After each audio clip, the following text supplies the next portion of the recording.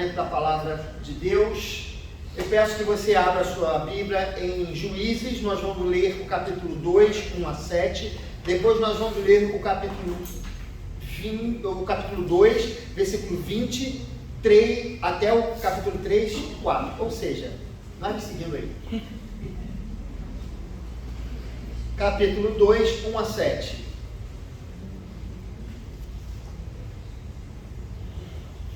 Juízes, capítulo 2, 1 a 7. A leitura feita nessa semana. Nós acabamos de ler juntos, né? O livro de Josué, e agora começamos o livro de Juízes. Se você encontrou, eu peço que você fique de pé nesse momento.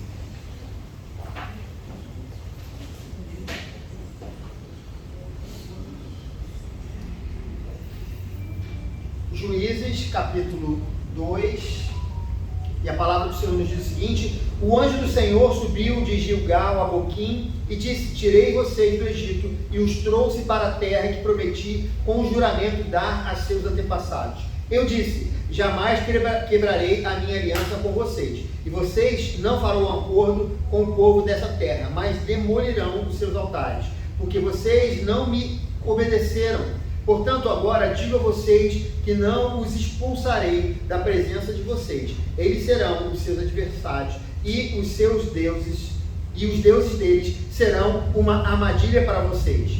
Quando o anjo do Senhor acabou de falar a todos os israelitas, o povo chorou em alta voz, e ao lugar chamaram Boquim. Ali ofereceram sacrifícios ao Senhor. Depois que Josué despediu os israelitas, eles saíram para ocupar a terra, cada um a sua herança. O povo prestou culto ao Senhor durante toda a vida de Josué e dos líderes que sobreviveram a Josué e que tinham visto todos os grandes feitos do Senhor em favor de Israel. Versículo 20 agora. Por isso, a ira do Senhor acendeu-se contra Israel e ele disse: como este povo violou a aliança que fiz com os seus antepassados e não tem ouvido a minha voz, não expulsarei de diante dele nenhuma das nações que Josué deixou quando morreu. Eu as usarei para pôr Israel à prova e ver se guardará o caminho do Senhor e se andará nele como fizeram os seus antepassados. O Senhor havia permitido que essas nações permanecessem. Não as expulsou de imediato e não as entregou nas mãos de Josué. São essas as nações que o Senhor deixou para pôr à prova todos os israelitas que não tinham visto nenhuma das guerras em Canaã. Fez isso apenas para treinar na guerra os descendentes dos israelitas, pois não tinham tido experiência anterior de combate.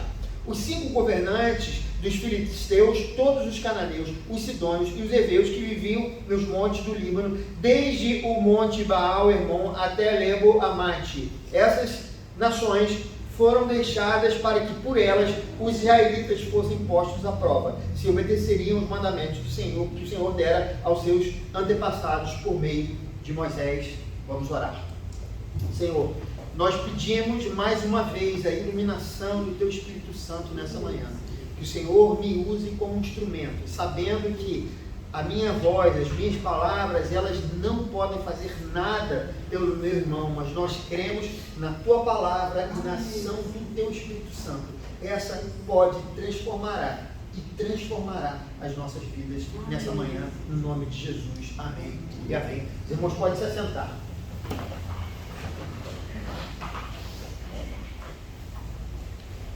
Queridos, tem um ditado que diz o seguinte: atirei no que vi e acertei no que não vi. E existe uma história bíblica que exemplifica bem esse ditado, que é a história de José, filho de Jacó. Eles tinham irmãos que tinham muita raiva dele. Isso porque José era o predileto do seu pai, ele ganhou uma túnica que ninguém tinha, ele também era um sonhador e ele ainda era, pior de tudo, era um dedo duro. Tudo que os irmãos faziam de errado, ele contava para o pai. E seus irmãos, então, eles resolveram matar esse jovem, mas o filho mais velho de José, Rúben, não permitiu que isso acontecesse. Então, eles pegaram José e venderam José para o Egito. Muitos anos depois, houve uma grande fome em Canaã e seus irmãos, para que não morressem, foram buscar ajuda lá no Egito. E quando eles chegaram lá, eles descobriram que José era o governador do Egito, o seu irmão, aqueles que eles haviam vendido. Deus reverteu a maldade dos filhos de Jacó para que toda a família fosse salva no período da fome. Então, queridos, a gente pode dizer, eles atiraram no que viram e acertaram o que não viram. E aquela maldição que aqueles homens fizeram foi transformada em bênção pelo Senhor. Queridos, esse sermão de hoje, ele surgiu a partir de uma reflexão da minha própria vida. Há aproximadamente 20 anos, quase 20 anos, eu estava passando por vários problemas, uma crise pessoal muito grande, e eu percebi, queridos, que muitos desses problemas que eu estava vivendo naquele momento, eles não surgiram de maneira aleatória na minha vida, mas foi o resultado de escolhas ruins que eu havia feito na minha juventude e que redundaram em resultados indesejáveis no tempo da minha maturidade, alguns anos depois. Durante algum tempo, meus queridos, eu senti muita angústia em meu coração. Eu estava vendo que a minha juventude havia se passado tão rapidamente e que muitas oportunidades, elas foram desperdiçadas nada mais, nada menos do que por mim mesmo. Oportunidades que muitas vezes Deus havia me dado. E isso, queridos, por simples arrogância da juventude, medo de enfrentar os desafios, ou meramente uma desatenção da minha parte. E quando, no auge dessa crise, eu fiz um balanço da minha vida, eu percebi que se por um lado eu era o causador daqueles males, por outro, Deus estava executando os seus planos sobre mim. E, queridos, eu confesso a vocês que eu fiquei aflito com isso. Eu estava diante de algo que me fugia o pleno entendimento. Por um lado, eu sofria pelas consequências das minhas decisões erradas, e por outro, eu estava no exato lugar onde Deus queria que eu estivesse. Deus estava me conduzindo para o centro da sua vontade. Como diz a oração do Pai Nosso, seja feita a sua vontade, assim na terra como nos céus. Enquanto eu não fazia a vontade de Deus na terra, Deus fazia a sua vontade prevalecer no reino dos céus. Por um lado, queridos, meus erros, as minhas falhas; por outro, Deus manifestando o seu querer em minha vida. E eu digo a vocês, queridos, que mistério grandioso. Aliás, mistérios, eles fazem parte da nossa vida. Hoje nós estávamos na escola bíblica dominical falando um pouco sobre a Trindade. Quem é que pode entender a Trindade? O Pai, o Filho e o Espírito Santo, um Deus em três pessoas. Quem pode entender um Deus que morre na cruz por amor para salvar suas criaturas que o insultaram? Nós que antes da queda éramos tão somente criaturas de Deus, fomos, por meio da redenção, alçados à condição de filhos de Deus. Que grande mistério, meus queridos! Do mesmo modo, nesse texto que nós lemos aqui hoje, há um claro paradoxo. Muitas vezes eu me sentia confuso quando eu fazia essa leitura. Eu tinha a impressão de que o escritor não tinha uma exata ideia do que estava acontecendo. E olhando aqui para esse contexto, nós acabamos de ler o livro de Josué, né? E Josué, ele havia conduzido o povo de Deus para a posse de Canaã. Nós lemos isso na palavra de Deus, nesse livro que nós lemos, o livro cujo título é Josué.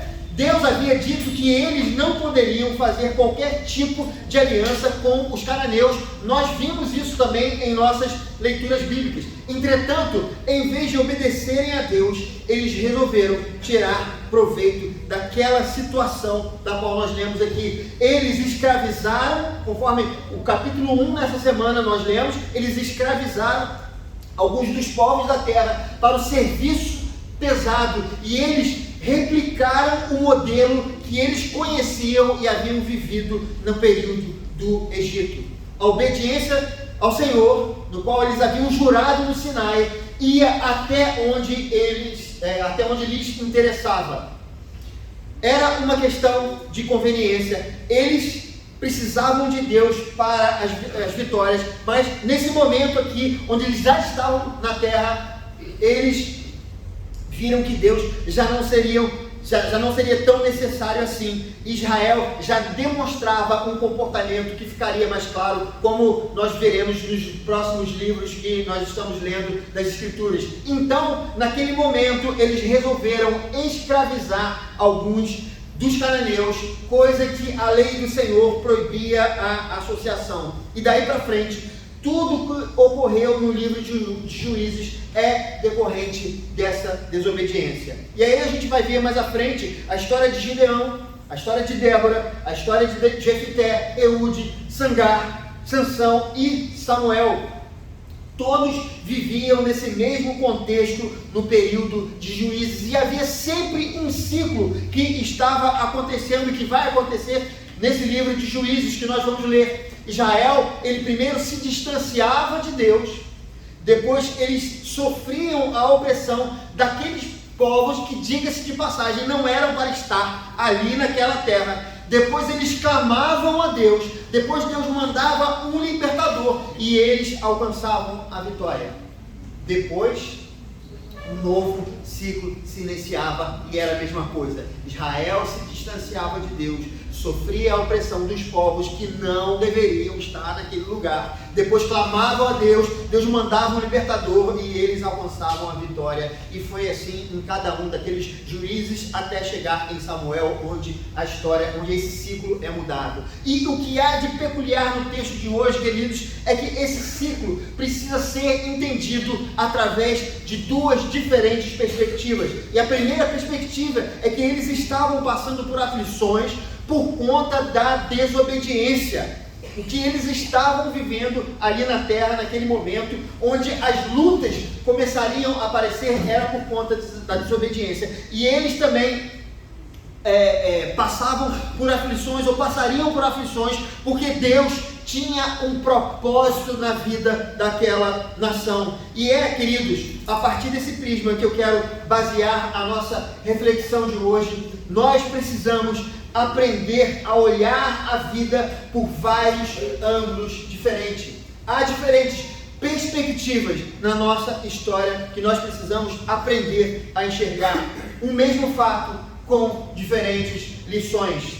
E a primeira lição que esse texto nos ensina é que a nossa desobediência a Deus pode servir de armadilha contra nós mesmos.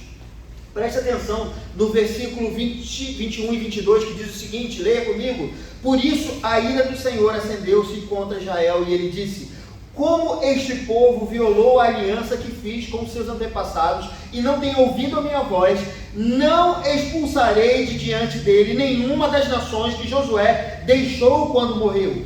Eu as usarei para pôr Israel à prova e ver se guardará o caminho do Senhor e se andará nele, como fizeram os seus antepassados. Queridos, Israel havia violado a aliança do Senhor e eles não fizeram o que Deus havia falado para eles fazerem, que era expulsar aqueles povos. O Senhor, ele falou: como vocês não me obedeceram, eu não farei a minha parte, eu também não expulsarei esses povos. A pergunta que Israel poderia se fazer nesse momento é: por que expulsar os cananeus se eu posso usá-los a meu favor? E talvez isso passasse na mente daquelas pessoas. Talvez eles não precisassem prestar culto a Deus, talvez eles não precisassem obedecer. Eles podiam terceirizar as bênçãos através do trabalho escravo daquelas pessoas. Não, eu nem preciso trabalhar, porque o trabalho escravo, a opressão que eu exerço sobre aqueles povos que são mais fracos do que nós, será o suficiente para que a gente tenha fartura. No Monte Sinai, queridos, o Senhor havia prometido que eles seriam abençoados se eles confiassem e obedecessem ao Senhor. E a observância à lei deveria ser um sinal visível de uma fé invisível para aquele povo. Entretanto, por conta do coração duro, por conta das facilidades, eles resolveram fazer o que lhes parecia certo. E o livro de Juízes vai nos dizer que a tônica desse período é: cada um fazia o que lhe parecia certo. E por trás, queridos, dessas decisões obstinadas, Israel escondia um coração endurecido e insubmisso. O que eles não sabiam era que os benefícios, entre aspas, que Israel receberia por não obedecer a Deus, por usar aqueles povos como escravos, seria a própria desgraça deles. Esses povos se tornariam um espinho na carne de Israel. Meus queridos, quando nós desobedecemos a Deus e nós ficamos com uma falsa impressão de que estamos fazendo o melhor para nós mesmos. Eu me lembro da história aqui de um dos reis de Israel, o nome dele era Jeroboão. Ele foi, queridos, o primeiro rei do Reino do Norte, quando houve uma divisão logo após da morte de Salomão. E naquele momento onde houve a divisão, Deus chegou a ele através do profeta Aías e falou o seguinte: que se ele obedecesse ao Senhor, Deus lhe daria uma dinastia tão permanente quanto a de Davi. Veja a promessa que Deus fez, mas ele decidiu confiar em si mesmo, e por isso não foi apenas ele que se perdeu, mas ele também conduziu o povo de Israel para a perdição. Não fazer a vontade de Deus não é apenas quando nós cometemos pecados deliberados, como muitas vezes nós entendemos, mas também quando fazemos escolhas displicentes nas nossas vidas. O nosso Deus, por exemplo, Ele nos chama a cuidar dos nossos casamentos, mas há pessoas que nunca investem no casamento, nunca pedem perdão ao cônjuge, nunca dizem que amam, nunca estão emocionalmente presentes. E um dia, sem que se deem conta, se veem diante de um divórcio. Existem pais e mães que, mesmo sabendo que o Senhor nos manda cuidar e amar dos nossos filhos, eles nunca dão atenção devida a eles, nunca separam um tempo para brincar, nunca param para saber quais são os seus desejos e nunca disciplinam os filhos em amor. E no futuro, queridos, a consequência disso é que os filhos se tornarão estranhos aos seus pais, um ao outro, eles ficarão como estranhos, sem laço ou vínculo. Há pessoas que, mesmo sabendo que Deus abriu as portas para os seus empregos, nunca conseguem ser gratos pelo trabalho, nunca estão satisfeitos, nunca o chefe é bom o suficiente para eles, e dessa forma acabam ficando fora do mercado de trabalho, e por terem sido negligentes na gestão da carreira, eles acabam sendo demitidos. E, queridos, muitas vezes se perguntam: por que eu fui demitido? Muitas vezes nós estamos criando hoje circunstâncias que nos colocarão em situações difíceis amanhã. Nós criamos a forca e caminhamos em sua direção. E por causa da insubmissão dos nossos corações, tudo isso por causa da insubmissão dos nossos corações. E muitas vezes nós perguntamos: por que, Senhor, você permitiu que isso acontecesse na minha vida? Mas, queridos, Tiago 1, 13 e 14 nos diz: ninguém ao ser tentado diga, sou tentado por Deus, porque Deus não pode ser tentado pelo mal, e Ele mesmo a ninguém tenta. Ao contrário, cada um é tentado pela sua própria cobiça, quando esta o atrai e seduz. Queridos, em segundo lugar, Deus usa tais situações para apurar a nossa fé. Interessante que no capítulo 2, versículo 22, no capítulo 3, versículo 2, ele fala o seguinte: eu usarei essas nações para pôr Israel à prova. E depois no versículo 2 do capítulo 3, ele diz: usarei as nações para treinar na guerra, pois não tinham tido experiência. E é interessante que há um aspecto negativo e um aspecto positivo disso, queridos. Que se por um lado as nossas atitudes obstinadas nos colocam à prova, por outro, Deus as usa para aperfeiçoar a nossa fé. Há um ditado que diz: há males que vêm para bem. Dificilmente, queridos, nós procuramos enxergar o lado bom das situações ruins. Para nós, um desastre é um desastre e só. Talvez precisemos aprender a ver o lado bom das coisas que nos acontecem. Afinal, todas as coisas cooperam para o bem daqueles que amam a Deus, daqueles que são chamados segundo o seu propósito. Queridos, eu soube da história de um menino que nasceu em Tampa, na Flórida, nos Estados Unidos, e que aos 4 anos de idade ele contraiu uma poliomielite. E foi algo muito grave, quase ceifou a vida dessa criança, né? E durante 8 anos ele sofreu com essa doença. E para que ele pudesse se recuperar fisicamente, o médico aconselhou que ele tocasse um instrumento, saxofone, né? Por causa da respiração. E aí falou que esse estudo, né, desse instrumento faria com que ele se recuperasse, né, ia ser um fator importante para a recuperação dele. E foi isso que os pais fizeram, matricularam esse menino numa aula de saxofone, e ele aprendeu.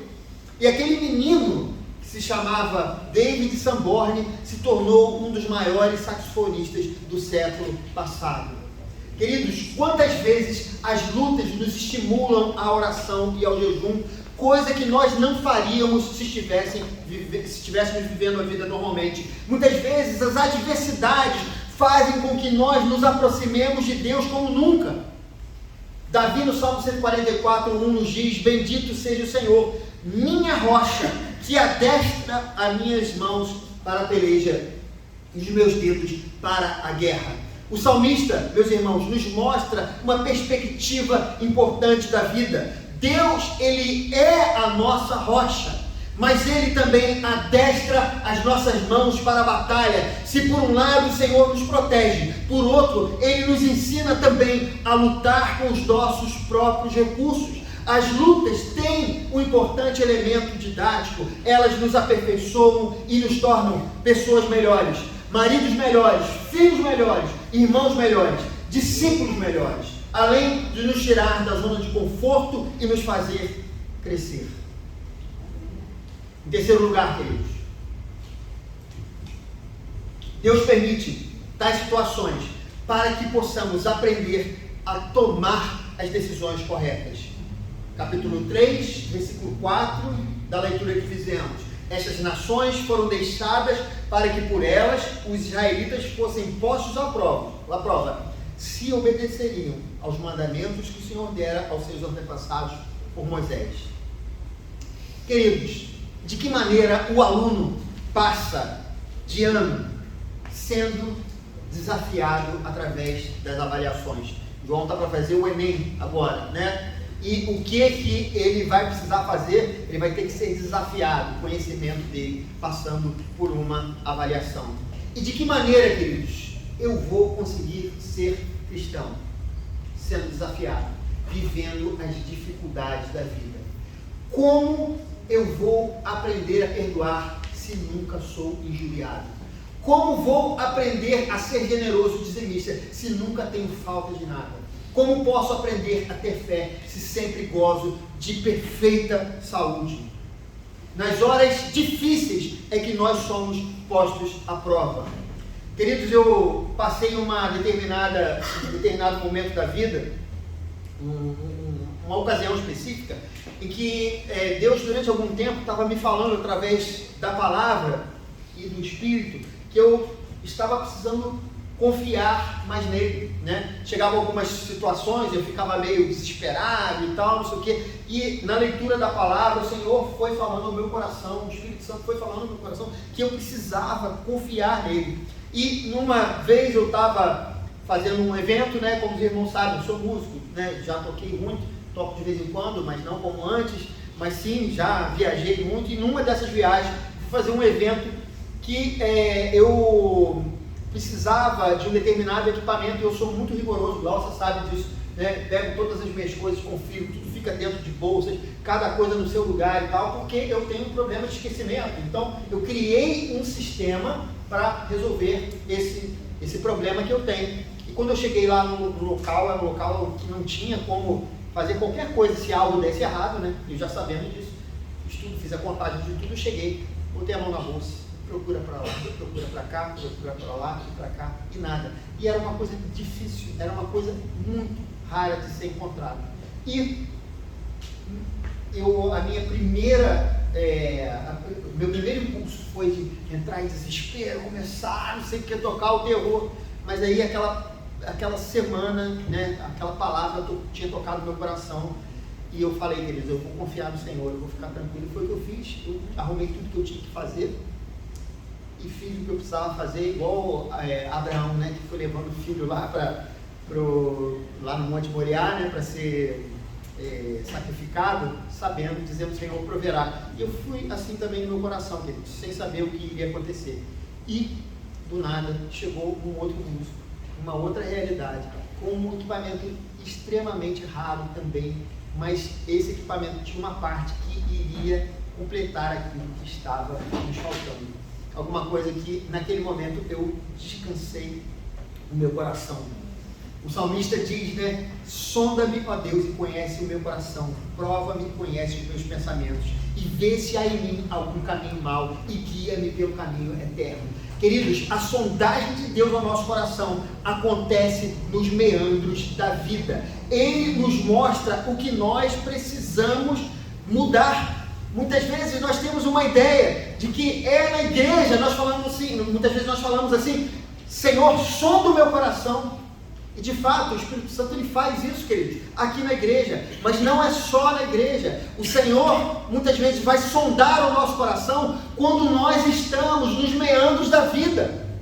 Às vezes não executando aquilo que o Senhor pede para que nós executemos no nosso dia a dia. Às vezes é na hora da gente falar com uma pessoa, de agir de uma determinada forma. Simplesmente o Espírito Santo está sondando o nosso coração. O Senhor, Ele nos mostra o que nós precisamos mudar. Ele está sempre disposto a nos ensinar.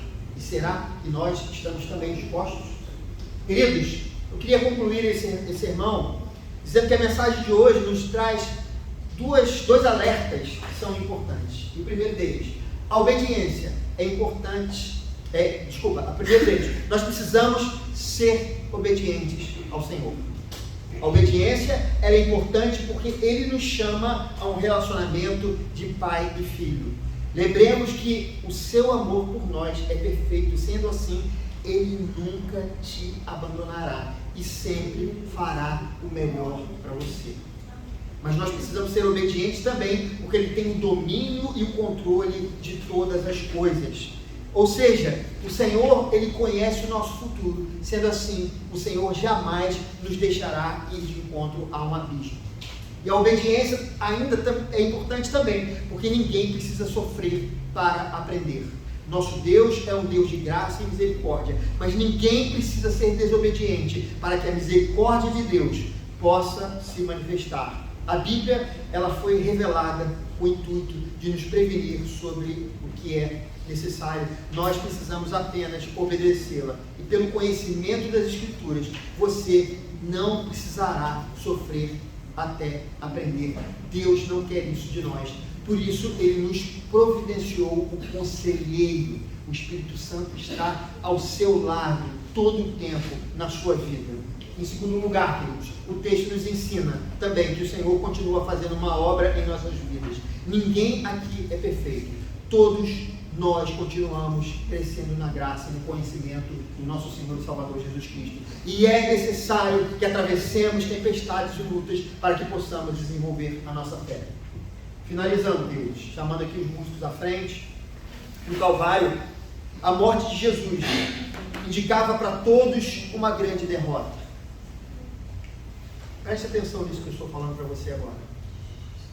No Calvário, a morte de Jesus indicava para todos uma grande derrota. Para os olhos despercebidos, o ministério do Filho de Deus encontrava o seu fim naquela maldita cruz.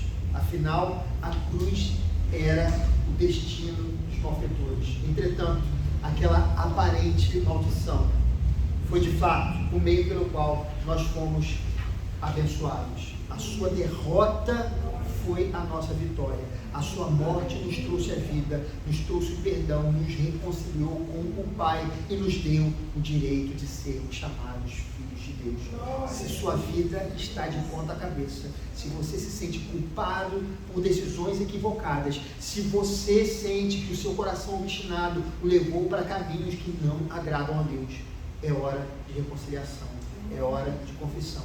Mude hoje o rumo de sua vida. Peça ao Espírito Santo que quebre o seu eu e que Ele também te conduza à boa, agradável e perfeita vontade de Deus.